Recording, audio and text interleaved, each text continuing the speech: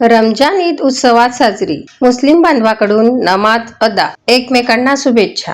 आज दिनांक 21 मार्च रोजी पवित्र रमजान महिन्याची सांगता होत ईद उल फितर रमजान ईद मोठ्या उत्सवात साजरी करण्यात आली। महिनाभर उपवास रोजा पाळल्यानंतर मुस्लिम बांधवांनी ईदच्या निमित्ताने सकाळी ईदगाह व मशिदींमध्ये जाऊन विशेष नमाज अदा केली। या पवित्र दिवशी मुस्लिम बांधवांनी अल्लाहचे आभार मानत सर्वांच्या सुख शांतीसाठी प्रार्थना केली। ईदच्या निमित्ताने सर्वांनी नवीन कपडे परिधान करून आनंद व्यक्त केला। नमाज अदा केल्यानंतर एकमेकांना ईद मुबारक म्हणत गळाभेट घेऊन शुभेच्छा देण्याची परंपरा पार पाडण्यात आली। तसेच अनेकांनी कब्रस्तानात जाऊन आपल्या पूर्वजांना अभिवादन करत त्यांच्या स्मरणार्थ फूल अर्पण केली। ईदच्या आनंदात घराघरात विविध प्रकारचे मिष्टान्न, विशेषतः शीरखुर्मा तयार करून नातेवाईक व परिसरातील नागरिकांना आमंत्रित करण्यात आले।